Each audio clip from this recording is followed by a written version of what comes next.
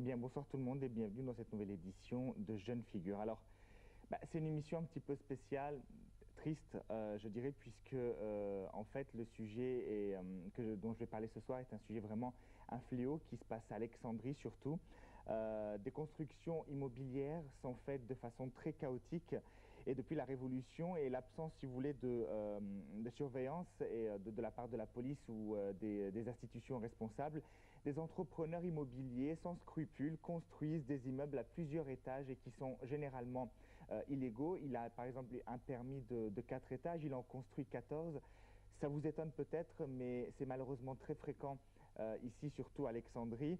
La ville a un problème de terrain puisque le sol d'Alexandrie est un sol assez poreux et puis qui n'est pas vraiment adapté à de si grandes constructions puisque c'est quand même une ville du littoral.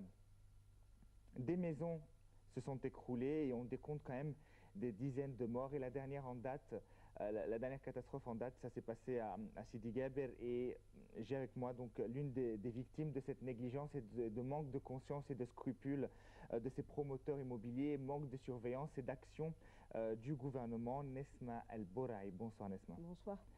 Écoute, avant de commencer le vif du sujet, je vais demander quand même de te présenter, de nous dire ce que tu fais dans la vie. Je travaille à la radio, je suis présentatrice à la radio d'Outre-mer et je viens au Caire chaque semaine, je fais mon travail, je retourne à Alexandrie à ma Mhm. maison. Voilà, donc ton lieu, C'est c'est Alexandrie. Alexandrie. Oui. Euh, alors, écoute, aujourd'hui, c'est vraiment le sujet, on va évoquer ce fléau Alexandrie, et toi, donc, tu vis là-bas, tu vas peut-être nous en parler davantage, avant d'attaquer vraiment sur le cas de ton immeuble. Alexandrie, ces 2 dernières années, on a vu, comme vous avez dit, la construction des immeubles d'une manière vraiment très chaotique. La ville, la belle ville Mm. d'Alexandrie, les ruelles, les petites rues de largeur 10 mètres par exemple, c'est 9 Souvent qu'il mètres. suffise à peine de faire passer une voiture, hein. Oui, Ouais, deux ouais, voitures, 3 voitures au maximum, ouais. sauf la corniche et les rues principales. On voit des immeubles qui bloquent la vue, qui se sont répandus ces 2 dernières années d'une manière très, très... euh, la fréquence Oui, oui. est Très vraiment... rapide et ça c'est Oui, vraiment, c'est devenu, ça s'est très c'est la mode, on répandu, peut dire. voilà. C'est la mode. Voilà, dans tous les quartiers, rien n'est épargné. Et puis, quartier chic ou non, ce Oui, et sont sans des permis aussi. sans permis. Sans permis. On peut donner de l'argent pour Donc, faire... un petit pot de vin à la Exactement. municipalité, malheureusement. Mhm. Exactement. Quand l'immeuble est tombé, tu vois les ruines, ce que tes, euh, tes albums, Mhm. ton appareil projecteur, par exemple, le piano. On avait un piano à la maison, une guitare, donc Mhm. des puzzles. Mhm. Et tout ça, bien sûr, euh, bon, ça a été parti quand l'immeuble est tombé. D'ailleurs, avant de continuer, ce que je vais proposer, on va montrer quelques photos quand même. Tu nous as parlé de projecteurs, tu nous as parlé de piano, tu nous as parlé de ruines. Je vous propose de regarder ça en images.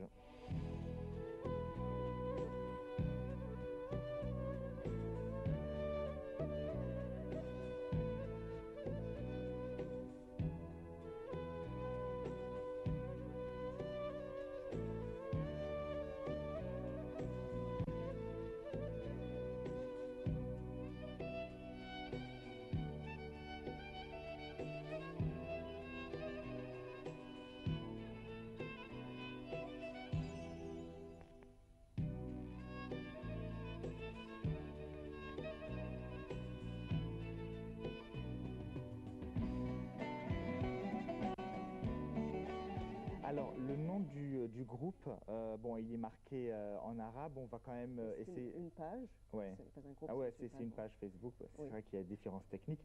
Oui. Le nom, عمارة Sidi Gaber, كارثة الإسكندرية. J'accepte bien sûr le destin de Dieu que heureusement nous n'étions pas à l'appartement. Ah bah alors raconte-moi le cas de ta sœur, parce que je pense que c'est celui qui est le plus... Oui, parce que ouais. ma sœur, elle avait un rendez-vous, une fête de noces. Bien sûr, on sait que ces jours-ci, les fêtes de noces sont plus dans l'après-midi, hein, ils se font à Ouais. l'après-midi. Par rapport au couvre-feu, oui. Oui, exactement. Elle est retournée du coiffeur, elle est montée, et en montant, elle a vu les habitants qui disaient arrêtez ce que vous faites, l'immeuble va tomber, etc. Elle n'a pas cru, elle a dit ils exagèrent, les voisins exagèrent. Donc elle est montée, elle a pris une douche et puis euh, elle devrait descendre. En descendant, elle a vu un autre voisin qui était au-dessus de nous, l'étage au-dessus. Celui qui est décédé? Oui, exactement, Ouais. lui et sa femme. Ouais. Il est allé à la municipalité et elle lui a demandé qu'est-ce qui s'est passé. Il lui a dit on ne doit pas rester à la maison 7 nuits. 7 nuits. Mhm. Donc elle a un peu vu qu'il y a un danger. Elle est descendue et lui, il est resté presque 5 minutes encore. Et puis 5 minutes, l'immeuble est tombé. Et l'immeuble est tombé comme ça. En biais, voilà, il ne s'est pas écroulé, mais Non, il non, est non. tombé en biais. Ouais. Non. Mhm. Il est tombé vers la partie où il y avait les travaux de forage. Voilà, ouais. D'accord. Et malheureusement, ça a coûté la perte donc de ce général, lui et sa femme. Oui. Et ta famille, et toi, tu étais où? Ton papa était où? Ton Moi, frère, ta mère? j'étais dans la route du Caire. Donc j'ai appris par téléphone Mhm. tout ce qui s'est passé. Ma mère était au travail. Mon père, il est revenu. Il était, il allait avec moi il était allé avec moi pour à la station de Superjet. Et Mhm. il est revenu. Quand il est revenu, il a vu son immeuble, sa maison, Ouais, donc lui, qui il a tombe assisté, devant ses yeux. et donc lui, il a vraiment assisté on va dire, à l'immeuble qui tombe. Oui. Voilà.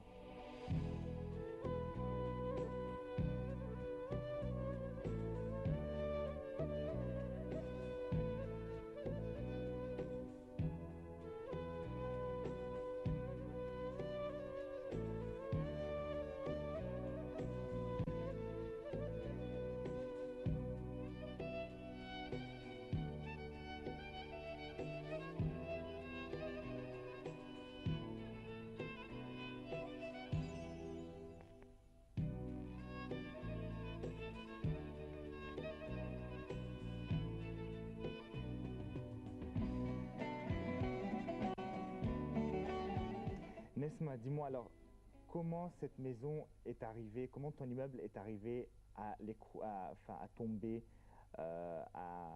de sa place, à partir en biais comme ça? Bon, comme je vous ai dit, l'immeuble est construit en 1975. Et on n'a pas, on n'avait pas des plaintes à propos de l'immeuble durant ces années-là. Et il y avait une petite terre. Il n'y avait jamais eu de demande d'évacuation de ton Non, non, non, immeuble? non, non, non, pas du tout. Du tout. Donc c'est un immeuble solide? Oui. Pas la moindre trace Non. de fracture ou quoi que ce Non, non, soit? non, non, non, non. Parce qu'il y a 7 familles et si une famille, par exemple, voit quelque chose qui ne va pas, les autres vont voir. Hmm. En plus, les 7 familles ont des enfants et des petits-enfants. Donc, tout le monde existe là. Ouais. Et, il y avait une petite terre qui appartenait à une petite maison de 2 étages où il n'y avait personne. Hmm. On n'a pas pris de permis comment dire, pour détruire cette petite maison en février 2013. Donc février 2013, vous voyez débarquer des démolisseurs. De la pour- maison ouais. numéro 13. Ouais, d'accord. Numéro 17, pardon. Toi, tu es numéro 15. 15. Ouais. Oui. Donc, et on a téléphoné à la mairie pour voir ce qui s'est passé en février 2013. Et ils ont arrêté les travaux de destruction de cette petite maison. Mais puisque cette maison était 2 étages seulement, donc c'est fini, on l'a détruit et la terre seulement existe à côté de nous. Et c'est Mhm. fini. Le 25 août, le 25 août 2013, et qui est le dimanche, le jour où l'immeuble est tombé, Ouais. il y avait des grands camions dans la rue, avec beaucoup de bruit, vraiment énorme. Et je me demandais qu'est-ce qu'ils vont faire. On a assez des immeubles à côté de nous. On a vraiment assez de ce qui se passe. Et ma soeur m'a dit, je ne sais pas qu'est-ce qu'ils vont faire. Donc, comme je vous ai dit, chacun est allé vers... est parti, bon, pour faire ses affaires, oui. Et puis, ils ont commencé, l'entrepreneur immobilier a commencé à faire les travaux de forage. D'accord. Ces travaux de forage ont causé des dégâts. Est-ce que la terre